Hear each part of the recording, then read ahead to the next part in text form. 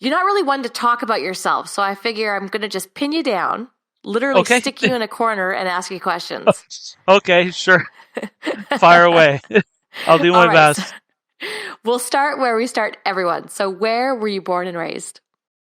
I was born in Summerside, Prince Edward Island in 1978 in August. But my parents moved us to Calgary at a pretty young age. I think I did preschool there, but I've spent pretty much my entire adult life here entire childhood and adult life in British Columbia. We lived in South Surrey for a while and then moved into sort of the Cloverdale Langley area, and I kind of grew up in that area for most of my teenage years and into my early 20s, and now I live downtown Vancouver. Right. So how did the whole fishing thing start? Yeah, that's a funny story. So, I mean, my parents they're not like outdoor people. They've never been big on camping or fishing or anything like that. Good folks, but that just was never their thing. But when we were quite young, we we would find our way down to the local streams in South Surrey to sort of throw worms on the bottom with spinning rods and stuff like that. So there was always like a little element of fishing, but it never really started until like in any kind of serious way until I met my friend. Well, I'd known him for a couple years, my friend Matt in high school, and I don't know how. I mean, it must have been his birthday or something, but he had a car before everybody else, and so my mom my mom always called him Eddie Haskell because he'd come into my mom's house and kind of be like, "Oh, Mrs. Arsenault, what do you have? What's that I smell cooking? You have such a wonderful home." And then the second she'd turn her back, he'd you know, let's skip school and go do this or that, right? So anyway, the way it kind of started was he wanted to skip school and go fishing. And then I didn't have any of the real fishing gear for the real rivers. And so he would always have his dad's stuff sort of in the trunk of that car. And so we started out doing that. And then we both probably we took the different route in life where we both got kicked out of school. And I got sentenced to sort of the bad kid program, and he showed up there a couple months later, and then we picked up right where we left off, skipping that to go fishing, and then I finished school later on my own accord. But it was that's sort of how it all started for sure, and it was pretty casual at first, but then as time went on, like as anyone probably listening to this podcast would know, it sort of gets into your blood a little bit. Mm-hmm. And then the fly fishing thing, was that your buddy as well, or was that just a natural progression for you? He definitely was the first one to expose me to it. He had an old Sage RPL 9 foot 5 weight, and I tried casting it a couple times. But no, I just found it naturally. It just sort of came along probably when it does for everyone. You've done a bunch of gear fishing. Steelhead and salmon, but in particular steelhead was a big thing for me. And so like I used to fish quite a bit with gear for them, and then of course when you catch quite a few, and back when I was doing that, there was quite a few fish around, and if you were there all the time, you'd catch it more than a few usually. So I wanted a harder way to do it, and fly fishing seemed to be a good way to get that. So your first steelhead trip then, or your first successful steelhead trip, was that the Vetter, the Chilliwack, the No, Thompson? Where were you? that was summer on steelhead on the Chehalis. Yeah, Chehalis All River in Mission. right. Yeah, yeah. We had hiked into the canyon, and we were fishing bait in there, and ended up getting a fish in there, and that's what started it all. Yeah. Oh, no wonder why you're hooked. That's crazy. It's super magical in there. Yeah, it's Are we allowed to, super are we allowed cool. to talk about that? I wonder if I should not be. Uh, No, it's horrible. It's it's awful. it's terrible. No Don't go fish in there. that river. Yeah. Nothing there. Yeah. Plus, I'm not in any shape to hike into it anymore. So pretty canyonous place, that's for sure. Yeah, it's not easy. I just Yeah. remember you being in the blue Jeep. Do you remember your Yeah. blue Jeep? 100%. And you were a menace. I saw you everywhere. Everywhere I was fishing, there was Tim in his blue Yeah, Jeep. blue Jeep. Yeah. I So love you that would thing. have been, yeah. But it's funny. I don't know why. This is going to be really bad, what I'm about to say. And Okay. don't, I'm sorry in advance. But Oh, it's okay. I always thought you were like this goody kid. I would never have lumped you in the bad kid program. Yeah, yeah. I mean, I guess at that point I'd found fishing. I was pretty happy. But I mean, I've always been happy. I just got around. I probably hung out with some of the wrong kids. Yeah. But you know what? It's that's how you get the fun stories, right? So Right. It's water under the bridge, which actually I'm excited to talk to you about. okay. Bridge. For people Oh yeah. listening right now who don't know what I'm referring to, it'll make sense in just a minute. But first, so the Thompson, tell me about your first trip up to the Thompson. Oh yeah. Yeah, I remember the first trip to the Thompson. I think it was like 2000. I went to the Thompson, and we had heard like I used to fish at Gill's Tackle and fish. I used to shop at Gill's Tackle in Langley, and I'd hear the guys working in there talk about it. And then my friend had been shopping at Fred's a bunch, and he had ended up going with Peter McPherson, who worked at Fred's for a lot of years. And as Loved soon as he Peter. got back, he told me he went, and I was like, "Oh man, like you got to take me, like you got to take me up there." Because it always had so much lore, you'd hear so much about it, and then we went, and it was super cold. I was fishing with a 10-foot 8 weight. We caught nothing. In fact, I think it took me about 4 years to get that first fish. And it's not an easy, like, it's a funny place because every year that I would go back, I'd always kind of be like, "Oh man, I can't wait to get back there. I can't wait. Like it's going to be so great. Like that's my home. That's my favorite place to be." And then after about 3 days of fishing it, your knees and your ankles and your hips and no fish and the wind and nowhere to eat and you're just like, man, why do I like this place so much? Right? It was always like a rough place to be. But that first trip, yeah, I quickly found out how slippery it was. And actually, I got a funny picture from that first trip. Um, it was Matt again, the guy who I had originally fished with that I'd gone up with. And we didn't know where to go. Peter had showed him a few spots, but we didn't know the names of any of them or anything. And, it was really cold and the river was really low. And so we pulled into the Y Run parking lot and the river was low. And the top corner looked really good, like it always does. So we were like, oh man, that looks pretty good. And I think Matt had already almost fallen in once. So we were kind of like, it looks a little bit easy. Like maybe we won't have to get in so deep to fish it. And he went out and caught this really nice resident trout. It wasn't, and as you know, April, there's really nice trout in there as well. And sometimes they kind of fool you when you're there fishing in the fall. And so we got that fish and he held it up. And he was working at a fireplace door manufacturer at the time. And you could smoke in there. This back in the days where you could smoke just about anywhere. And I'll never forget. He got in the car that morning and he had a huge burn between his eyes, a huge blister. And I guess he was doing something. He had his safety goggles down around his chin. He was doing something at work and they flipped up and he had a cigarette in his mouth and pinned it right between his eyes. So I got this picture of him with this giant blister right between his eyes. Yeah. So I still got that picture. That's a good one. But I kept going back and it took a number of years, but I finally got a fish, and then there was a few more after that, and loved fishing there. I think you would probably agree that place, if you were there enough, it kind of shaped, like I guess I can only speak for myself. It kind of shaped who I am as an angler, and probably during those years, when you're that age or whatever, it's probably the persistence you need to catch fish there, or to just stick it out until something comes along. Probably shapes you a little bit as a person as well. Yeah, for sure. Where did you used to stay? I used to stay at Vera's. So I don't know if you remember, but beside Yes, it's you. yeah, You're the yeah, reason. So the reason I started staying at the Hilltop was because I went into the log cabin pub and John and Lori were like, it's my first time up there. They're going, you're not staying.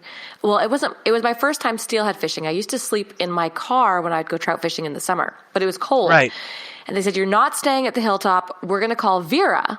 yeah. And Vera had steelheaders already booked in. Mm-hmm. And couldn't get me in, and It was romping on up. It was a good spot. she's got this like she's passed now, but she had this magnificent log cabin kind of right beside. I think it was like kind of right beside Rumors in town there, and Yeah. between log cabin and Rumors, and she had this giant basement suite that had like must have had 7 or 8 beds in it anyway. And then there was Oh, really? satellite TV. Oh yeah, and then there was a big barbecue out back. She had a giant parking lot, so if anyone wanted to, or like a driveway or whatever, so if anyone wanted to bring their boat or whatever it was, there was a lot of room for it. And it was great. She was really a funny lady and opened our home to us, and it was a good spot for sure. And then I did a lot of just day trips too. Like a lot of people who know me to go up there. I'd worked so much that, a lot of times I'd only get sort of like a Saturday. So I would get up at sort of like 3:30 in the morning and rip up to Spence's Bridge and fish all day and then turn around and come back. And people are always kind of like, why do you do that? And I'd be like, well, if I don't do it, I don't fish. So I'm going to do it. Right. So, yeah. Yeah. Oh, that's super cool. It's all the little pieces that I've known about you over the years are all kind of coming together, which is kind of fun. Because, you're a super fishy guy. And so I was always quite surprised to hear that you took on competition casting. And a lot of people tuning in right now may know of you through that scene. And I think competitive casters get lumped into this category of not really being anglers. And I don't think that's necessarily fair. And I wanted to navigate those waters with you here a little bit. So what got you into it? What was the big reason that you decided to start fishing competitions and casting long lines? Just I guess like like a lot of my students or people I've taught or even people I've talked to in the shop over the years, a lot of times I say that spey casting kind of ruined my life. The first good cast I had, which was not long after I got my first setup, like there was just something that popped in my brain. And I'm just one of those people, I don't get to choose what I like. Like it just, whatever it is, it just sort of pops out of nowhere. And then I'm just one of those people that tends to follow that. And so, with the casting, the casting was just always a big part of the whole thing, the whole package of it. Like, the first time I saw someone fly cast, I definitely kind of took notice of that. And I just knew how beautiful it sort of looked. And there was a whole mystique to it that was really interesting. And then the first time I saw a guy with a 2-handed rod, that was like, whoa, holy, like I was fishing in the canal. And it was probably like in March or April. It was a really nice day. And this guy just sort of like came down the other bank, one of the steep banks with this really super long rod. And it looked almost like an Islander steelheader center pin. But looking back, it must have been like an Islander FR2 or just a big gold sort of reel. And I didn't think much of it. I just thought I was center pin guy or whatever.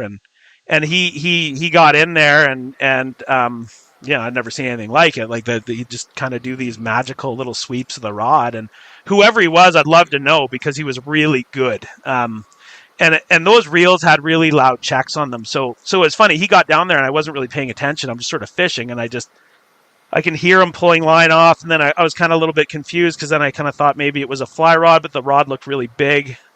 And then I just kind of went back to fishing, and I heard the reel go kind of like, and I kind of like glanced down.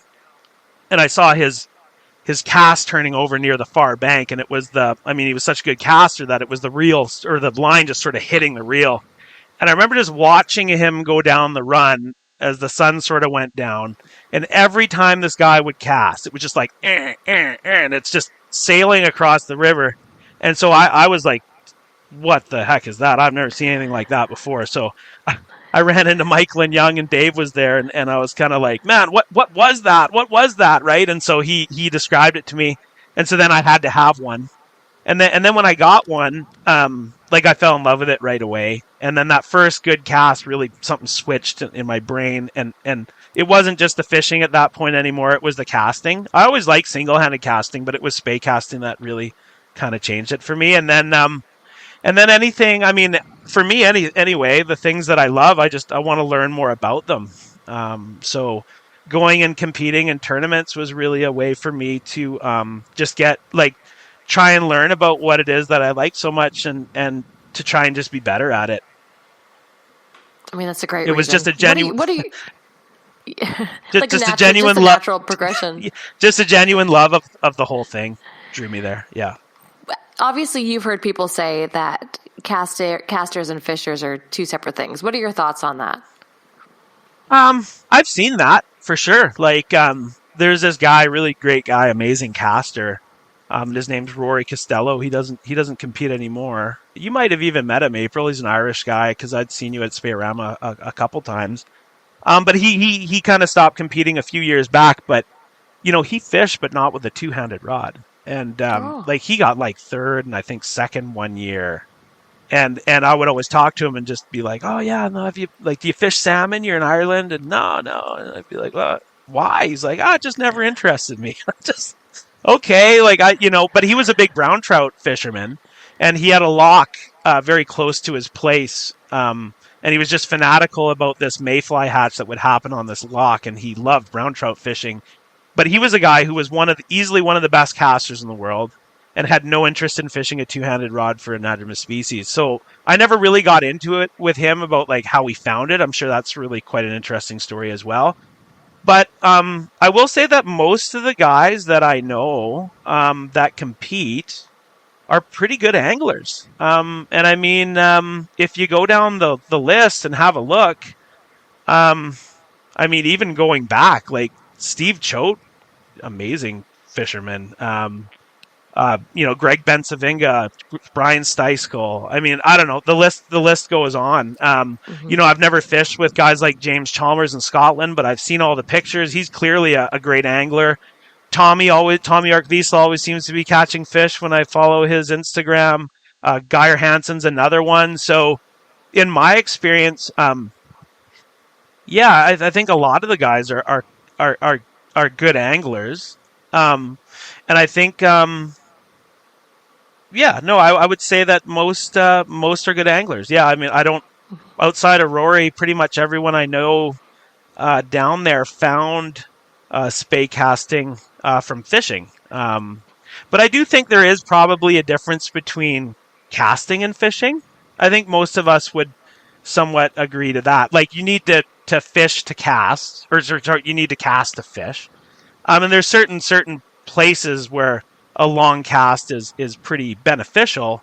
But certainly you can overcast fish too in a lot of situations. And I think that's the great thing about tournament casting for me, is that outside of the Thompson, I didn't have a lot of places where a really long cast would catch you a fish. Most places it was more detrimental than a benefit. And on the Thompson, there was certainly a lot of places too where those kind of casts weren't required and maybe even would catch you less fish if you weren't going to the right spots. So I think knowing when to do it is good. But the great thing about the tournament casting is it gave me an outlet to cast far, so that I wasn't doing that when I was fishing as much. Because before I went tournament casting, the only time I'd be casting, I'd be on the river and I'd be fishing. And so, I'd get into the wide tail out, and instead of fishing it kind of inside, I'd be like, oh man, I just want to cast, see if I'm any better than last time. And I'm sure some of the people that fished behind me were pretty stoked to have me do that. A lot of my friends caught fish behind me for sure. But it gave me an arena to do it so that I didn't, I don't do it while I fish as much, right? Yeah. It's funny because while you were talking about all those, you're listing off all those names, I totally agree. The best casters I know are all fantastic anglers. So I don't really know where it comes from. And the reason why I asked you is because I remember fishing with Steve Rajeff. And granted, this is a single hand thing, but I could tell that it was a soft spot for him as an angler, that people have said to him before, oh, but he can't really fish. He's more of a caster, but he's an exceptional angler. So I could just tell in listening to him speak that it was a bit of a soft spot. And I didn't know if you'd experienced anything like that. I mean, you hear it all for sure.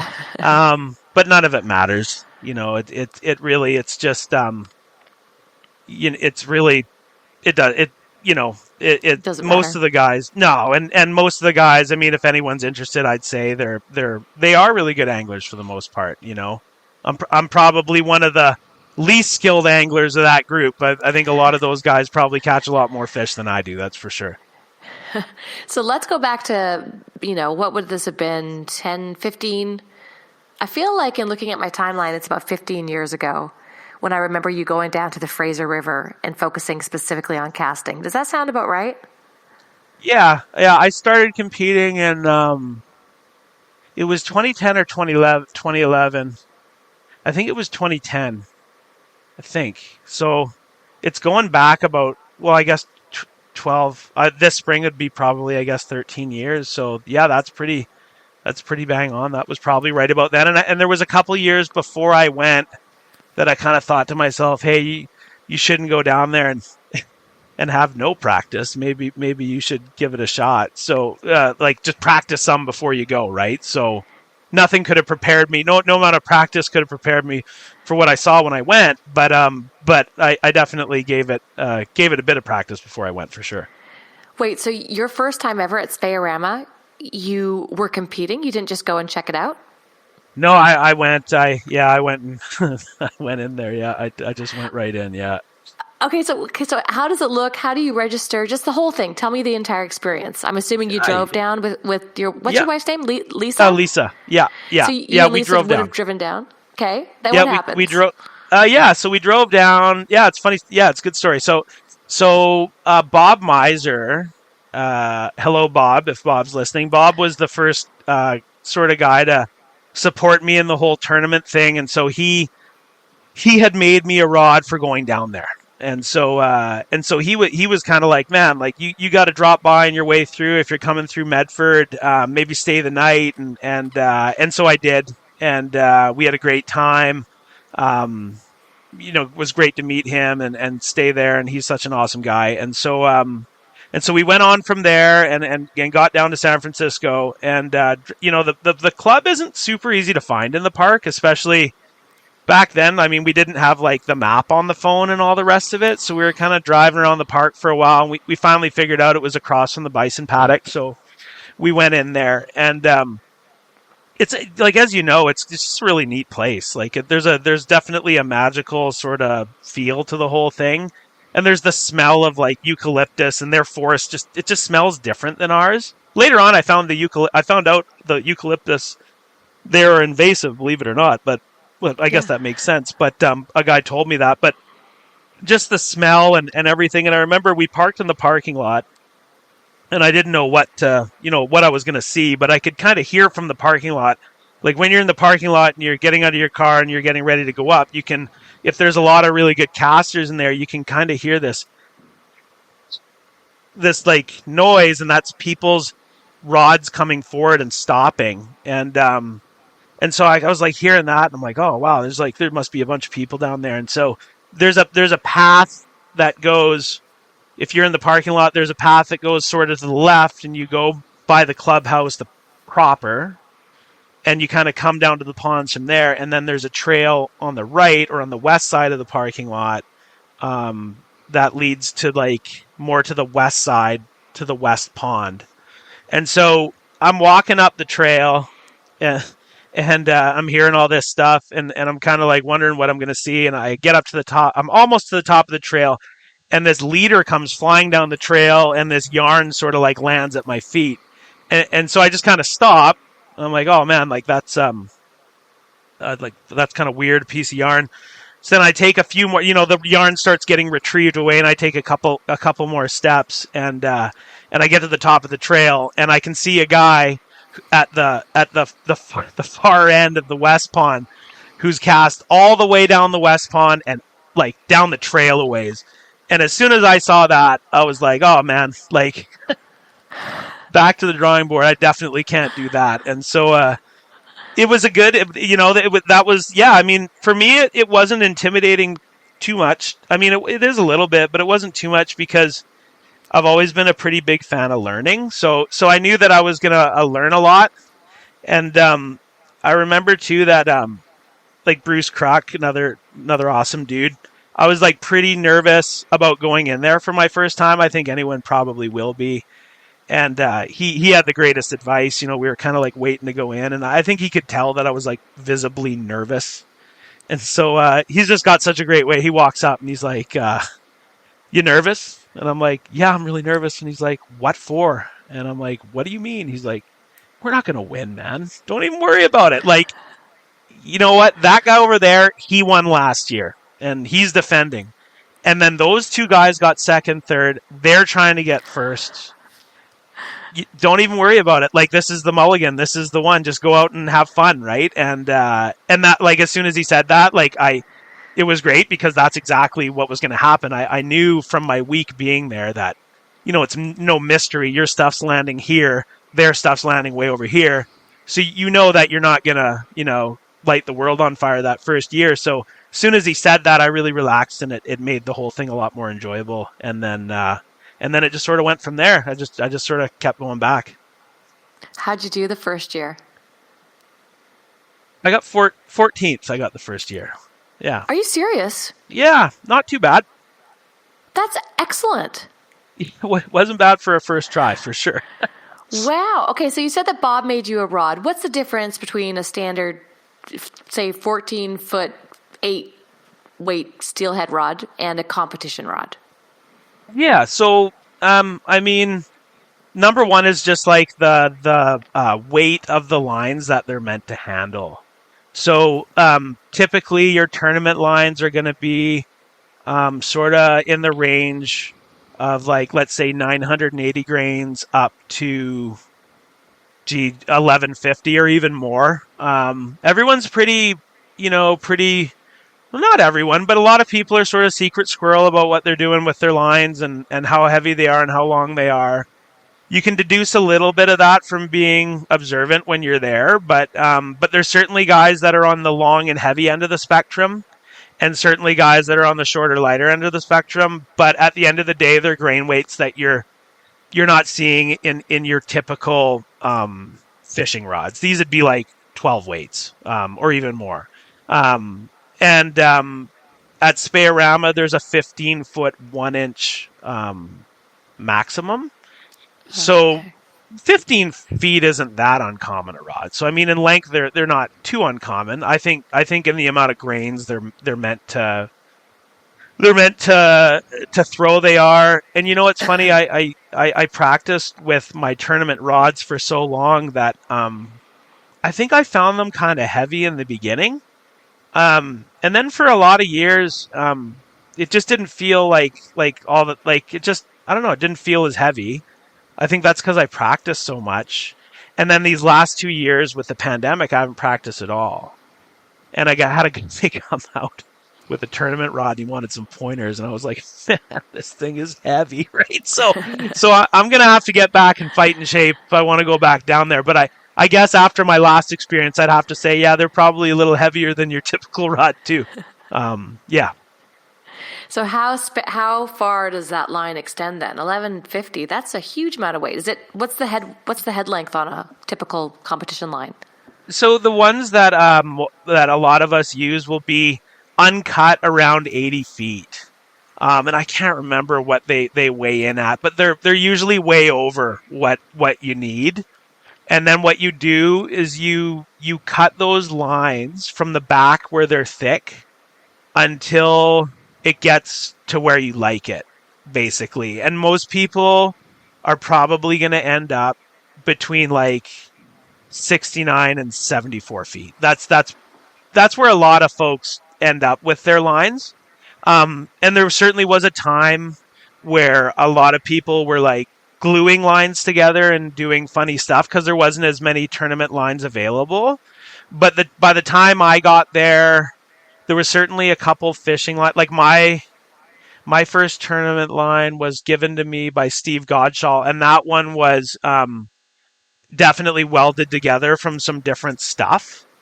And then I think the next year I bought a Karen 95 1112, which is a really long, heavy line, and I cut that one from the back till it got into that range. And then it wasn't long after that James Chalmers started his own company, and James, a longtime competitor, started his company Gale Force, and they came out with a great tournament line, which I used right from the beginning.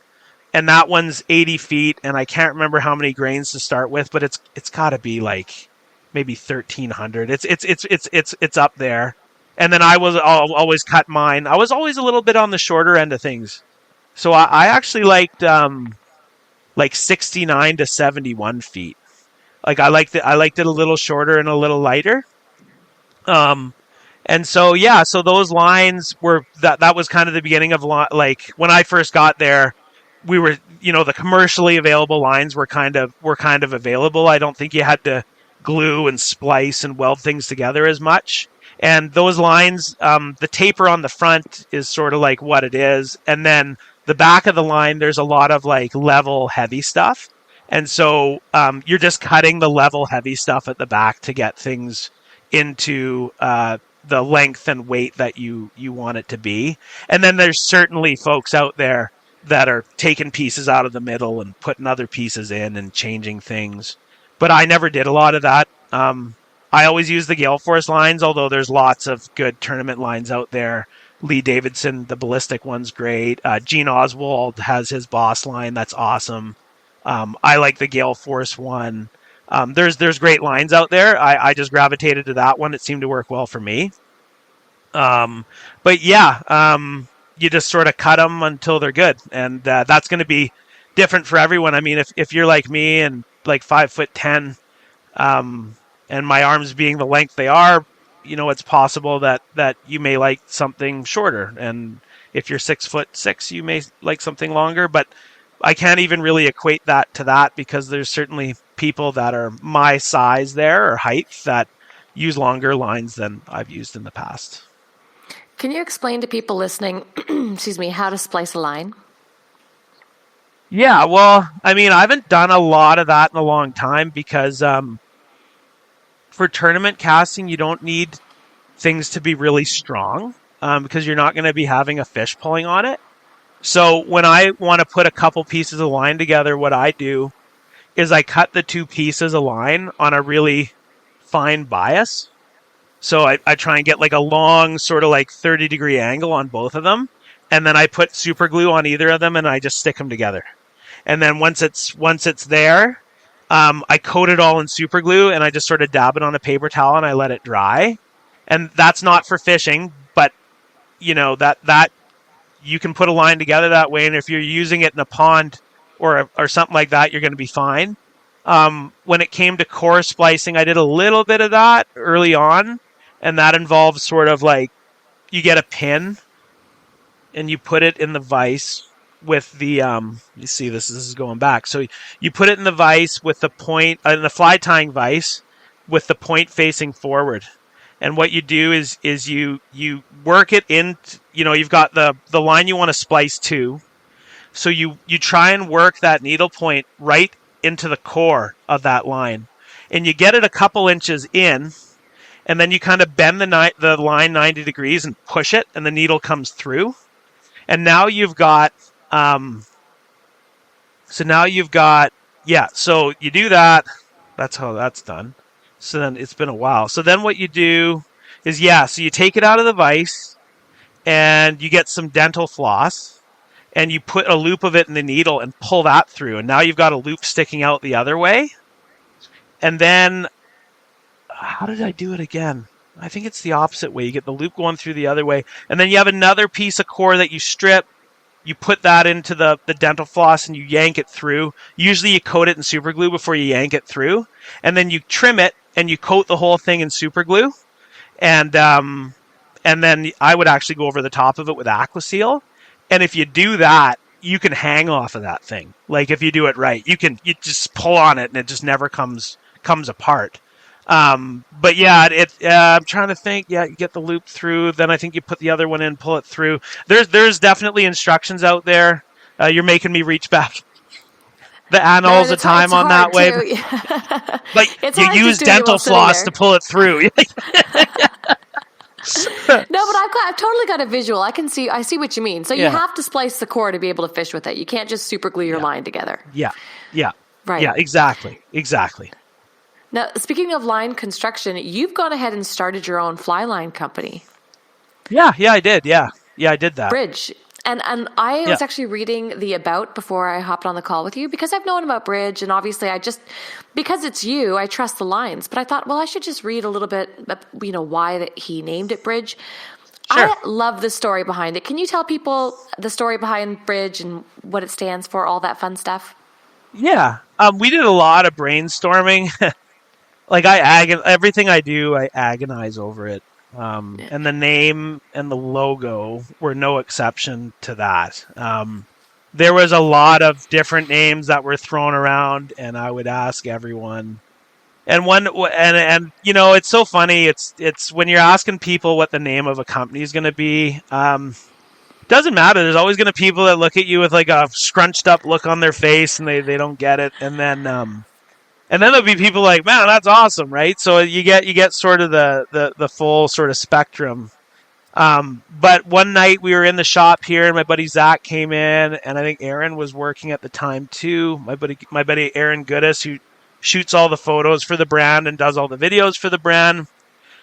And we were just, again, I was hassling everyone about what the name of this thing was going to be. And we were just sort of throwing stuff away. And it started with Spence's Bridge because we were like, wouldn't it be cool? Like Spence's Bridge Line Company or like something like that. And then we were kind of like, I know, but the Thompson, it's closed and everything. And not everyone's going to get it and this and that. And then I can't remember which of the three of us said it. It was just like, what about Bridge?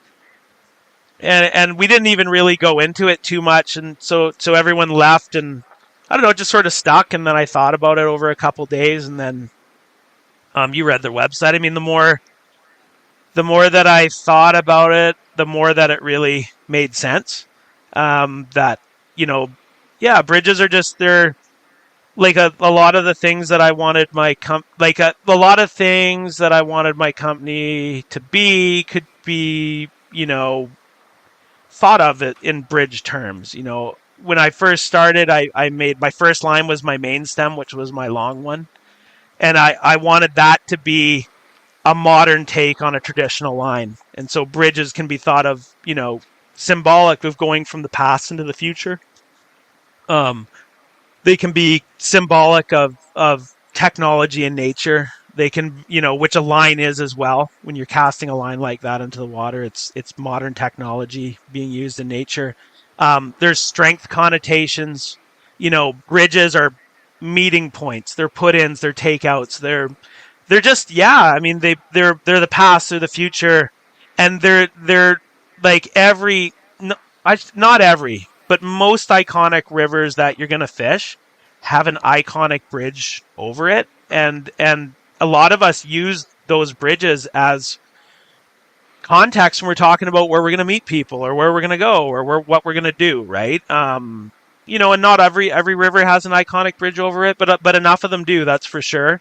And so, the more I thought about it, the more it just made sense. And so we just went with it. We just kind of went with it for sure. And it's a good fit, I think. I mean, it is what it is now. I love it. And you're, Cool. You're bridging the gap. I mean, I know for me that... sure.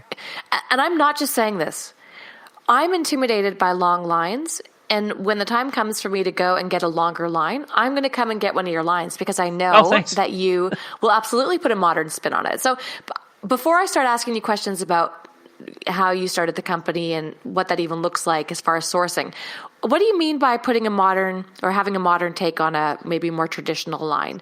Can you explain to us what a traditional line would look like and maybe the complications of that and how you are looking to maybe make it easier for people?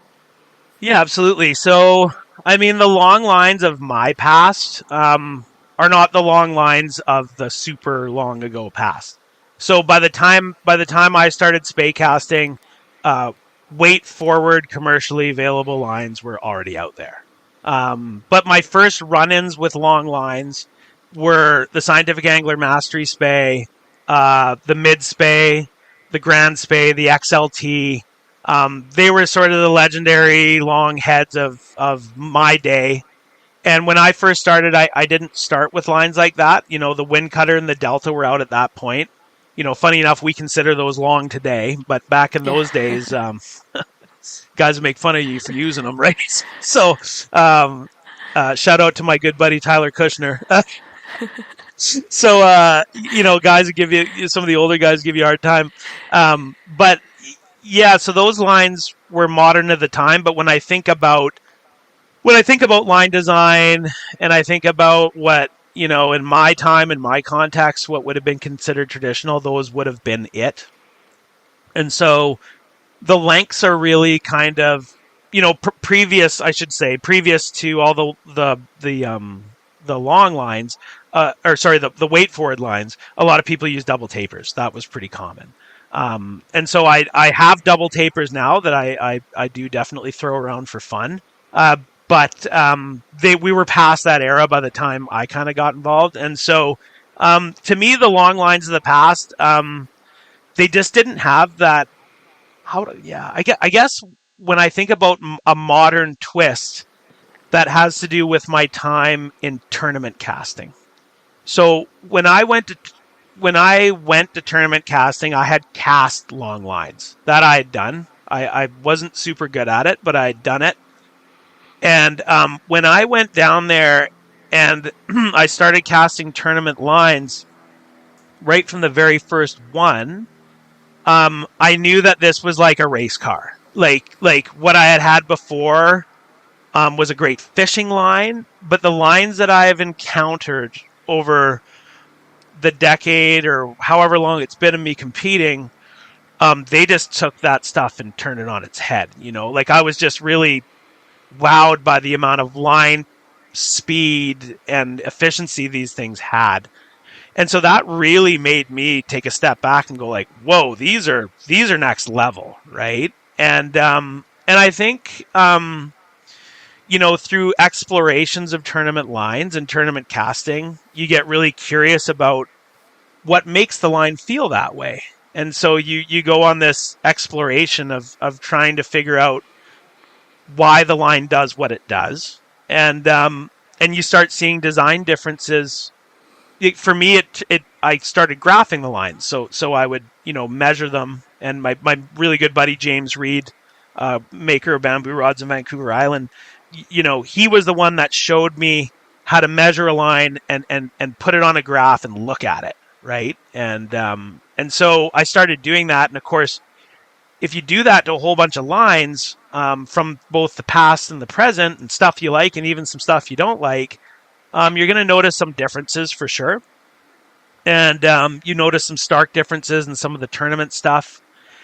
And so the idea was just, like a lot of these great companies like Boss or Nextcast or Gale Force or Ballistic, those tournament developments that make those lines turbocharged sort of they trickle down into the everyday drivers, the fishing stuff, right?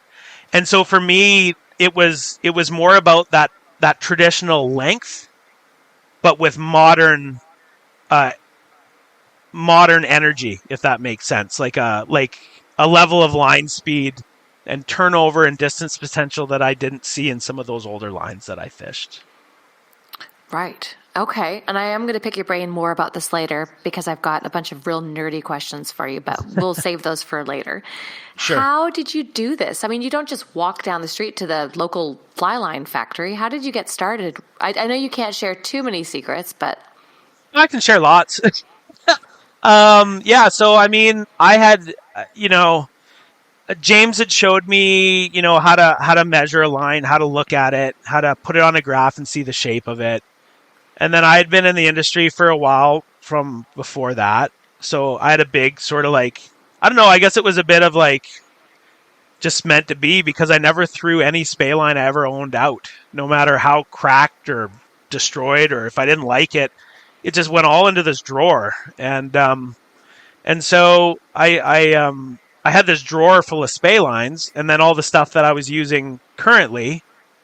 And so I just started graphing everything and just looking at all of it and trying to figure out why things did what they did. And I'm not sure I figured that out even now. I certainly have a ton to learn, and the designs I've done, I've really liked them. But even I'm sometimes a little unsure about how I got there. I think there's still a lot of unexplained things for me in fly line design. But I know I like what I've designed, and I just keep whacking away at it until I get something that I really like.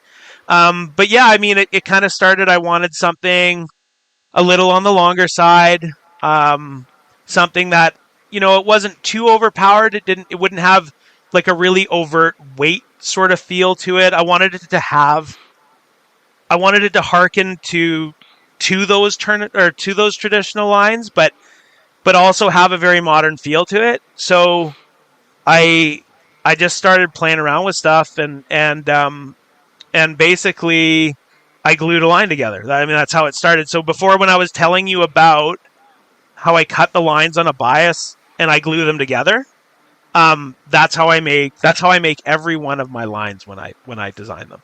So what I do is I get on a graph and I design the shape of the line, and and then I go into my line library, so all these old lines that I have, and it's grown. Like, all my friends now that know that I do this, they're like, I got an old line for you. I got an old line. So I'm getting lines. Even Ryan was doing some spring cleaning at the Surrey shop, our other location, and he found like 4 XLTs. So he sent them over to me. And so what I do is I basically get on my graph, and every foot, if I can, I find what I need. I figure out I need it to taper from 0.45 to 0.46, let's say, over a foot. Well, I go through with a caliper through lines, and I find that piece and I cut it out and I label it and I put it aside with a number on it. And then I go foot by foot and I find every single piece that I need. And then I cut them all in a bias and I super glue them all together. And so then what you have at that point is a line full of glue, which surprisingly doesn't matter as much as you think it would. But you have something that you can take down to the river and cast. And it's really, like, especially now with supply chains being the way they are, it's really hard for major manufacturers, which are the people making your lines, if you have a little line company like this, to find a lot of time to do a ton of prototypes. So this is a really great way for me to make sure that something is at least viable before I go to my producer and say, hey, could you make a sample? And I can do a lot of tweaking, sort of cutting pieces out, putting pieces in, get back on the graph, look at the shape again, go down to the river, cast it again. And then when I get something pretty close to being workable, you approach the supplier.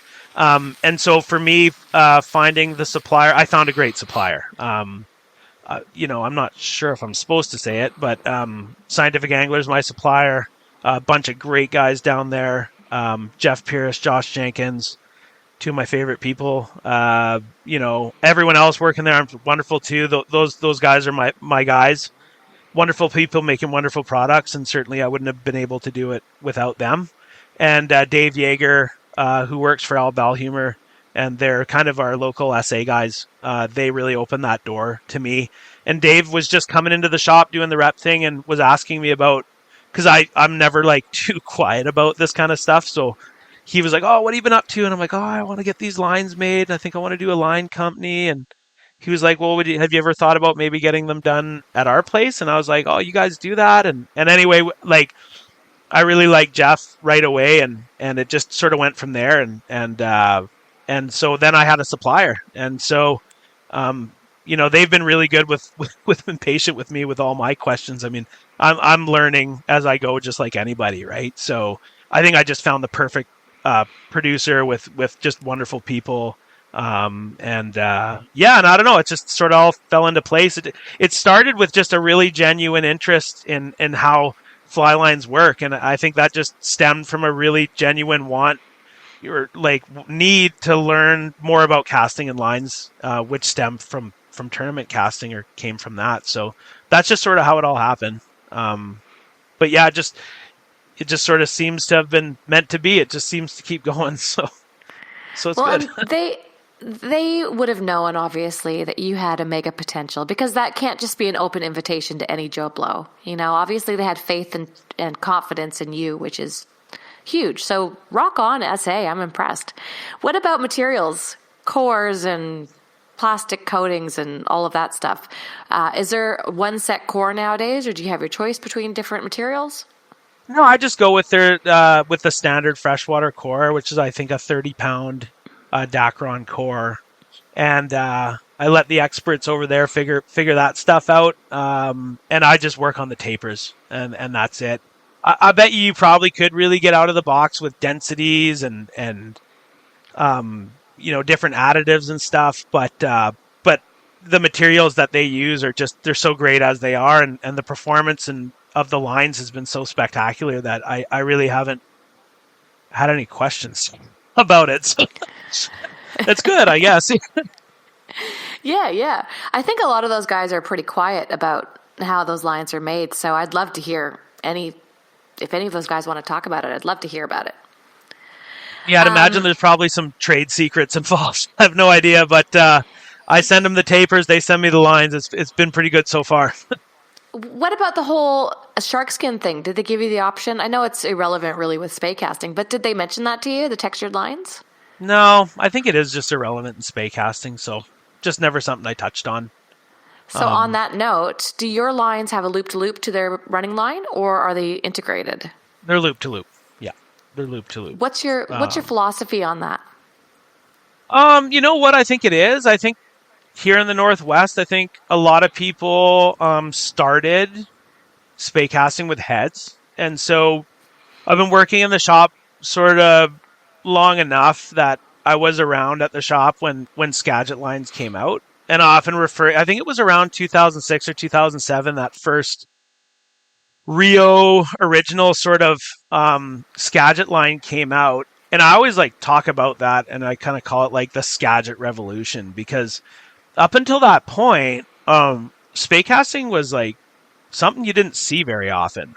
And a lot of people would try it and be like, "Oh man, this is really hard," right? And so when the Skagit line came out, I'm not even sure if I'd be sitting here if the Skagit line came out. So many people, it just opened up an entire world. Spay casting exploded when Skagit lines came out. I don't think anyone can deny that. And so outside of the very first versions, we've all known Skagit heads to be shooting heads. And so I think here in the Pacific Northwest in particular, but probably in a lot of places in the world, we identify spay lines as being heads. Certainly in there's people who don't. There's places where they still do a lot of integrated stuff, and there's certainly benefits and drawbacks to either of those systems. But for me, I always liked heads. And that probably just stems from spending so much time with heads. And, I was never a person really to grab one line system and be like, well, this is it. And if, why would you fish anything else? This is the only thing you should fish. Why would you do this? And why would you do that? I really wanted to learn about everything. So I tried a little bit of everything.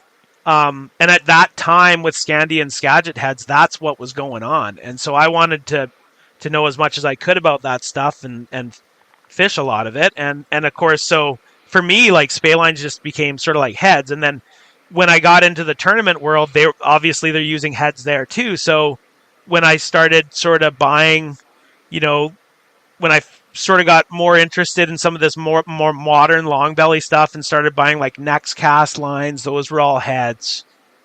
And so, it just seemed, I just saw the benefits of heads, and I see, for me, more benefits than drawbacks. And the lines I made, it was a really selfish endeavor. They were the ones that I wanted, and I wanted them to be heads. So so that's what they've been. I can't argue that. Yeah. What about the running line? Do you guys sell running line? I'm working on it. I've got a running line coming. I've got a shooting line coming, and it's a mono shooting line. It's going to be, I think, 42 pound. So that's coming down. I don't know. I still have a bit of testing to do and have a look at it, but I've got a source on that, and I tested some samples, and they were really good. So I've got something coming down the barrel on that. Nothing here yet, but certainly in the works for sure, and coming soon, I hope. How do you stop a mono line from coiling without having to stretch it out all the time? Oh, Well, you got to stretch it. The number one, you got to stretch it. I mean, I just some. I mean, it's how it's. I think a lot of times it's how much you use it, and what kind of reel you're storing it on. So I love those old antique Hardy reels. I'm one of those guys, and so the arbors are pretty small on them. So after that thing sat for a few months, and it's like the first one in the fall, and you're yanking that thing off the reel on a crisp fall morning, it's looking a lot like a slinky.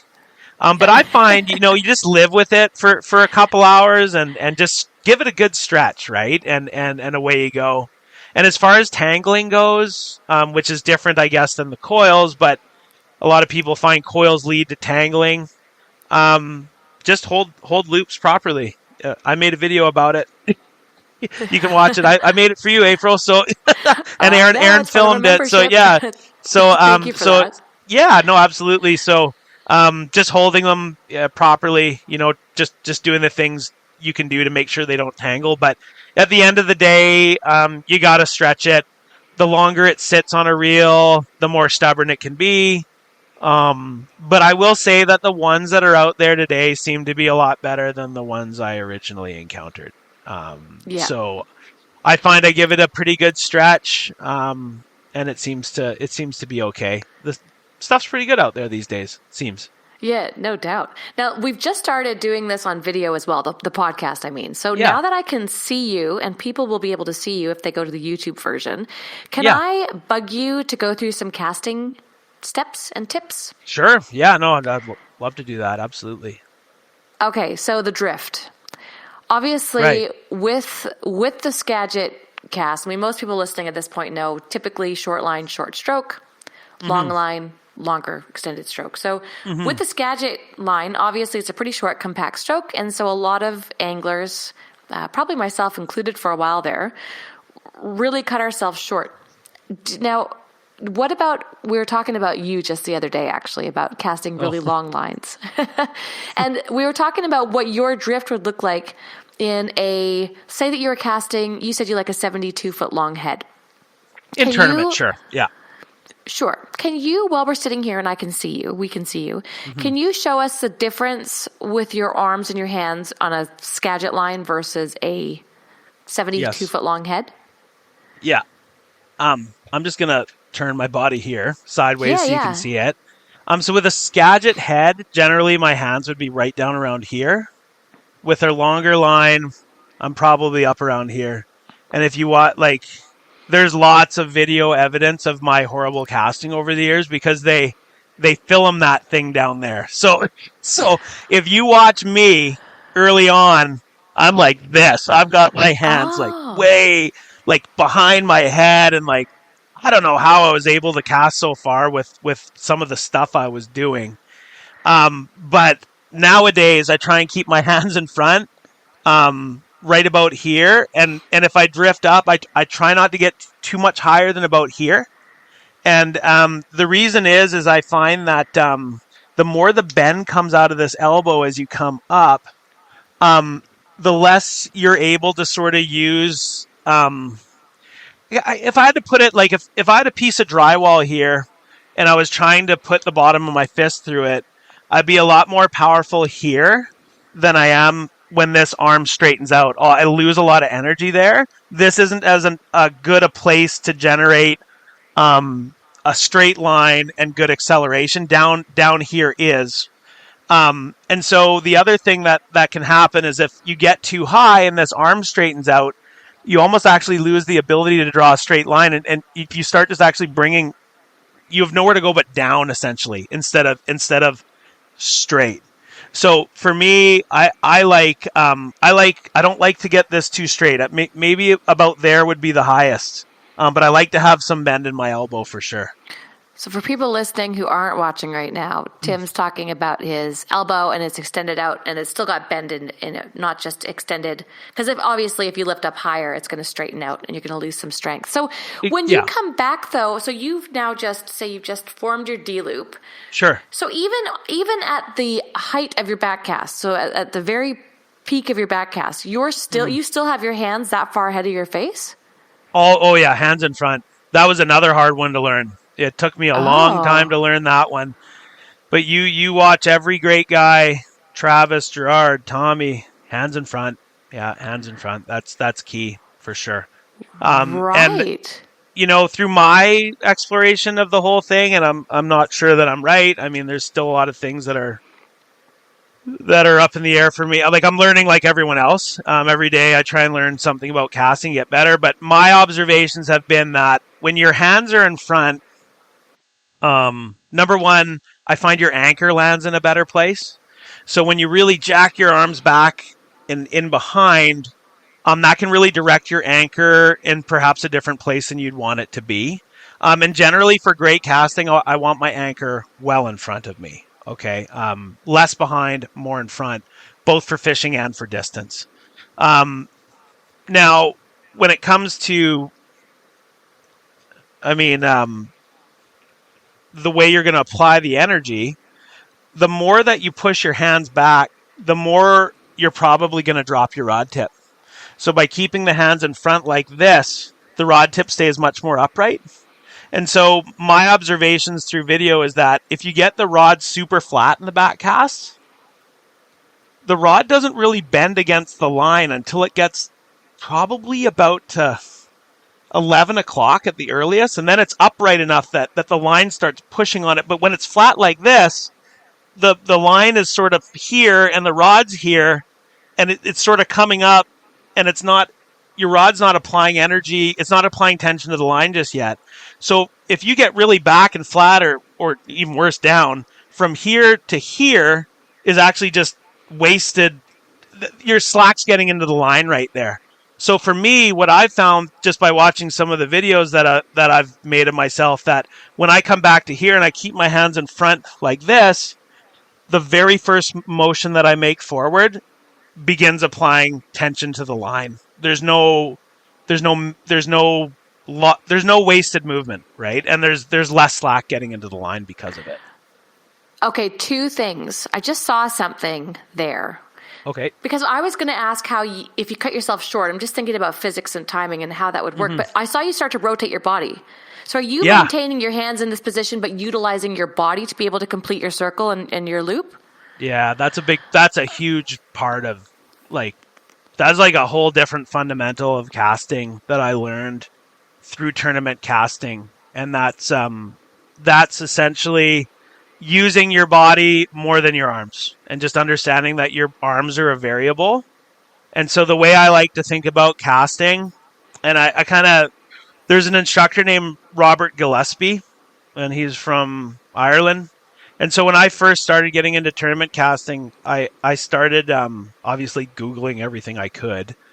And I hadn't been down there yet. And I came across his webpage, and it was called Casting Matters, which is this awesome name for a website.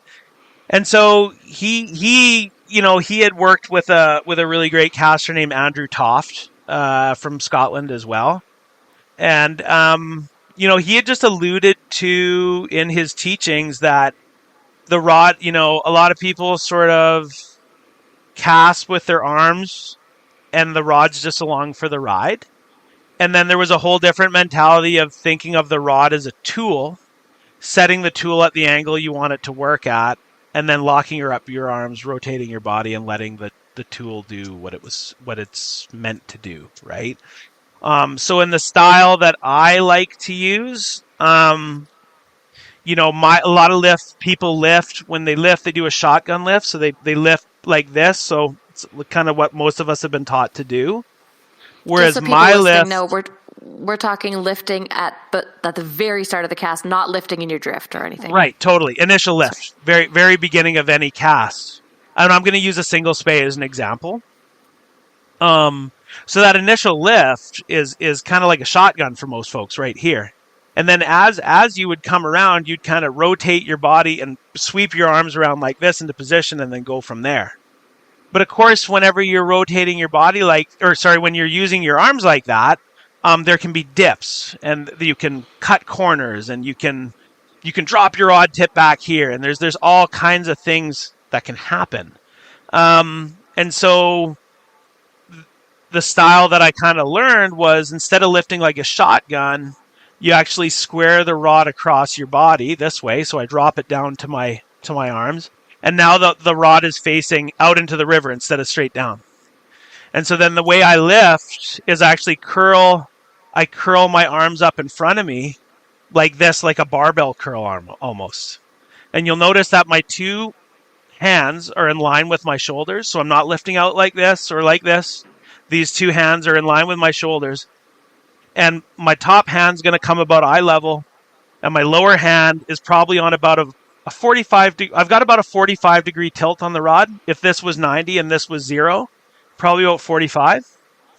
Okay. And so I've got about a 90 degree bend in my arm right there. And this is where I like to lift to. And so at this point, when I get to the apex of that lift, I'm going to start rotating my body, right? And so what I like to do is, in this case, I'm casting with my right hand up the rod. So I'm going to point my right foot forward. My right foot is going to be forward, and it's going to be pointing at the target. And what that right foot being forward is going to do is it's going to restrict the amount of rotation I can do. So if I have my left foot forward, I can rotate so far past where I want to go. But if I use that right foot forward and it's pointing towards the target, it cuts me off. It makes it so I can only rotate basically to the point that my two hands are in line with his leg. And so now I've got my right foot forward pointed at the target. I've lifted up my arms like this right here. And now I'm ready to rotate my body. So what I'm going to do is I'm going to rotate my body and keep my arms locked. Okay, right to here. Now I'm going to lock my arms and turn back. Does this look familiar? This is a really good firing position. So I want you to see that there's no difference between the firing position and where I have you lift to. So the lift becomes the firing position, and the firing position is the lift, right? And so what that does is it takes a ton of errors out of casting. So tons so and tons. We're not talking about you dropping your rod tip anymore. We're not talking about your hands being in front. We're not talking about cutting corners. We're not talking about dipping your rod tip. We're not talking about anything but keep your arms still and turn your body. And so with a short line, when I lift to here and I lock my arms and I rotate to be in line with this right foot, I'll have my hands down here. But with a long line, when I come around and get to here, this isn't high enough. So once my rotation's finished, I do bring my arms up a little bit, right? And that just, helps accommodate that longer line. You need a little bit more height, right? And so that can be applied to a lot of different casts. So if you want to do a parry poke, you might lift, come around, dump the line, then lift like this, lock your arms and turn, and fire forward. Snap T, or circle spey, or C spey, or whatever you call it, up and under, up and lock, turn to face, cast. So there's a lot of that whole style that I learned through tournament casting. I guess maybe we got pretty far away from where we started this whole thing, but that's really changed the way I cast and the way I teach, and it's made a big difference for a lot of people that I teach too. Big time. So I mean, just the amount of errors that it removes is beneficial in itself. Yeah, for sure. And I mean, less injuries. There's a ton of reasons why it makes sense. Sure. But what about with short lines then? Would you just do that same thing but with a shorter body movement? Yeah, or lower hands, right? Lower hands. So right. if I want my firing position to be down here, say I'm using like an OPST commando head or something, well then I only lift to here, because then when I turn, that's my firing position. But with a longer line, I may want my hands to, I'm going to probably drift for a longer line, so that's going to happen after my rotation. But to get a 70-plus foot head to turn the corner, initially I'm going to have to lift higher to get more line off the water before I turn, right? So right. If you watch some of the, like now that I've passed that on to you, if you watch a lot of the tournament videos, you'll see that style. That's like, you'll see that. It's something that that's pretty prevalent for sure. This is great. So you utilize a closed stance then. I do. Yeah, I do. But with the single hand casting in the tournament world, do they have a closed stance? No, they're usually open, right? I don't know. I think that's something I've never done. I know for me, when I single hand cast, I like an open stance because I like to be able to look at my back cast pretty easily. So that's how I do it. I find if I stand closed, it can be hard to look at it. But I'm sure. I mean, there's guys that spay cast in tournaments with open stance that do really well. But for me, because I know I'm going to screw up, I want the most parachutes, exit plans, safety plans, whatever you want to call it, that I can have. And so, I kind of came to the conclusion a long time ago that if I'm competing, it's going to be a bad day of casting. So the least I could do is make it easy on myself and do it the easiest way I know how. So that's good. That's a good motto. And then my second question about all of that is that, because I would have assumed that you had to have your hands farther back, not behind your head, but certainly closer to your ear. Mm-hmm. Because to allow for an obviously, wider trajectory, because obviously if you have too short of a stroke, then you're going to end up with concave and the rest of that disaster. For sure. So where is your forward cast? But I guess even though your hands are here, if your rod tip is still pointing back, where's your forward cast going? Straight. So the rod's an amplifier, right? So for straight, straight if we can, hopefully, yeah. So for me to get my rod back to where I need it to be, I don't need my hands to be behind me, right? And this is a really hard thing for me to learn. And you'll see too, like everyone's got varying degrees of it, right? But for me, this is where I like to be, and the more in front my hands are, the better a cast I get. And so my cast coming from here is hopefully like this right here, right? So you still have a bend in your arm then. So right hang to on. here. So are you controlling the trajectory and controlling how far back that rod tip goes with your bottom hand? Yeah, that's absolutely. So if my lower hand is in like this, obviously the rod's going to be straight, right? If I have my arm or my lower hand extended, that's got more of it's got probably a better angle for trajectory right there. So yeah, you never want your firing position to be too upright, because if you're at noon, there's nowhere to go but down, and then usually you're gonna, because your stroke length's been cut in half, you're probably gonna apply the energy in a very abrupt sort of fashion, and that obviously a downward trajectory and a tailing loop, that's about as far as a cast can fall, right? So having, I like the thought of sort of like 10 to 2, the same thing that we teach in I was saying 11 before, but it's probably around 10 o'clock or so that it kind of somewhere back in here, right? I don't stand in the clock phase very often, so I'd say it's 2. I'd say it's 2 o'clock for sure. Sure. 10 and 2, same sort of deal for sure. But yeah, when I'm out here and I'm in front, when I have this lower hand all the way extended, I'm getting the angle that I need. And then the great thing about having this lower hand extended is you get a really long path to pull that lower hand in and apply energy. So a lot of people, they have a firing position where it's in like this, and people always say use your lower hand, but if you just have this you've got nowhere to go.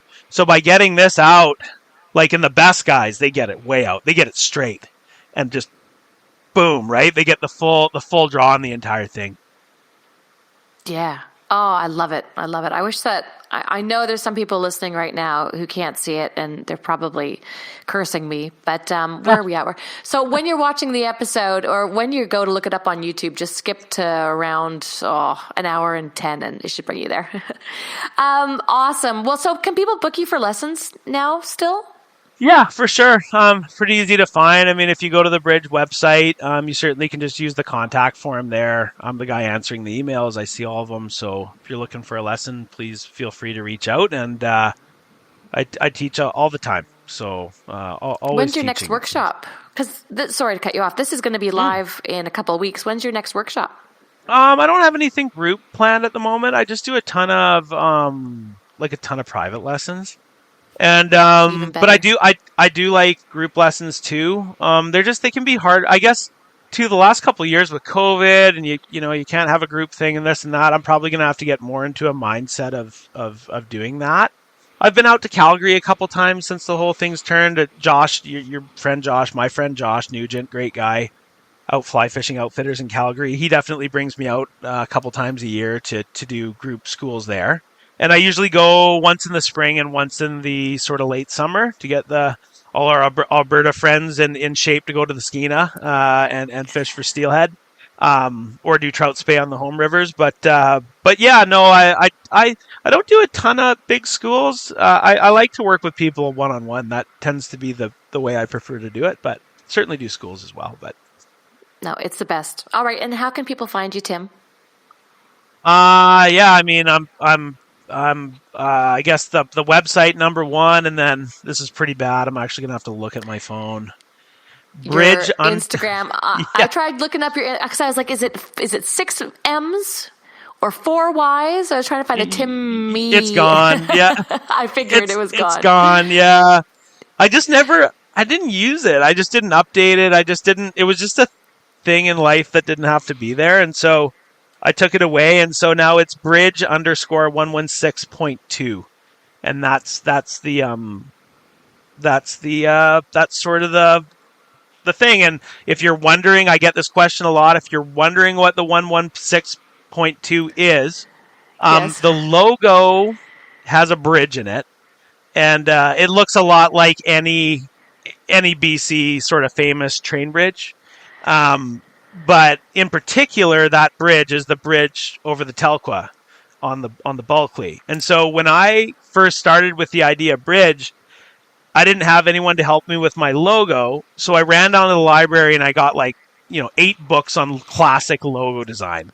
And then I got Illustrator on my computer. I didn't know what I was doing. And I watched some YouTube videos. And so I was looking for, I knew I wanted a bridge and I knew I couldn't draw one. So I found this picture of the Telkwa Bridge and I just traced it.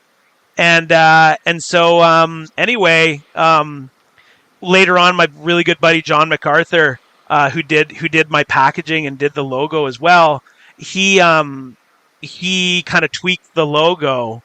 And so what he found out was if you go to the bridge in Telkwa, there's a CN number stamped into it, and it's 116.2. So that's why it's on the package. That's why it's in the name. That's sort of the bridge that started the whole logo and everything. So that's the little Easter egg. I got tons of questions, so I figured maybe I should clear the air while I'm here with you. Get that out of the way. I love it, and I love that bridge. So that's super cool. I'll never drive over it the same way again. Now I see it. There you go. Yeah, totally. You see the numbers if you go over it, right? So it's there. Yeah. Cool. We're going to be there in 3 weeks. I'll snap a picture. Awesome. Cool. Well, look, I know you're at the shop. That's the other thing. Can people still find you at Michael and Young? Yeah, here all the time. Almost never not at the here. Vancouver. The Correct, Vancouver yeah. location. Yeah. Don't go to Surrey. They'll be so disappointed. No, they get Ryan. That's great too. Yeah. I know he's great too, but if they went looking for you and they drive an hour out. If you were looking for me, then yeah. Yeah, you've got Catherine and Ryan over there right now, so that's a good place to be too, no question. Yeah, either location, you'll end up in good hands. You're in good hands either way you go. I'll link all this, but just for people listening, if they wanted to check it out right now, what's the website? Yeah, www.bridgeoutfitting.com. Well, wait a minute. Let me just double check. This is so bad. Oh, I'm such an idiot. I will link everything. But it's no, it is. It's bridgeoutfitting.com. That's what it is. Yeah.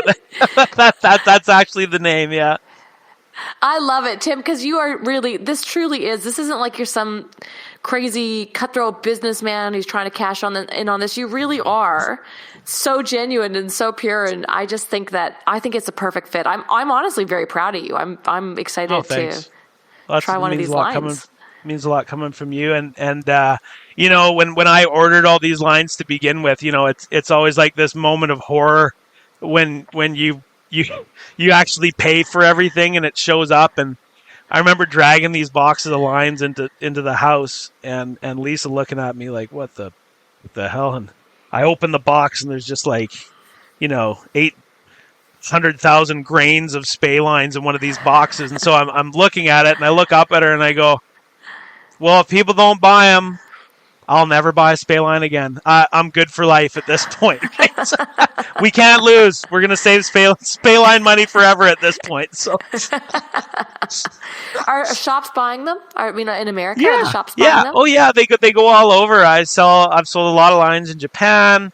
Lots in the States. Emerald Waters Angling is my dealer in the U.S. And Dave's a great guy. Up here, I've got Robinson's of Victoria, Michael and Young, obviously, Sea Run Fly and Tackle. We've got Josh out Fly Fishing Outfitters in Alberta. Then I've got Flymart.ca, Scott Curry out in Ontario, and between those guys, like they're shipping lines all over, so that's been pretty cool, and I'm looking forward to continuing working with those guys, and I'm just really lucky to have such a fantastic sort of network of dealers. Oh, Oscars and Smithers, how could I forget? Alex at Oscars, wonderful guy.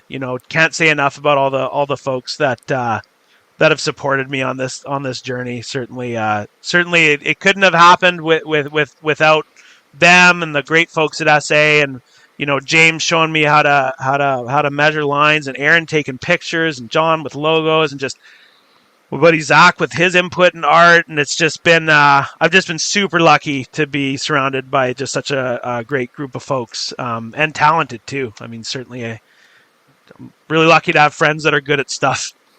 and we've had a lot of fun doing this thing together. It's been great, right? So it's been awesome. I love it. All right, well, we'll wrap it up. Thank you very much for coming to on the show, and enjoy your travel home. What time is it there? It is 7:43, so it's not too late. I still got dinner to cook, but that's okay. We'll make it. I'll whip something up quick. Awesome. All right. Well, thanks again, Tim. Thank you, April. Thanks for having me on. I appreciate it.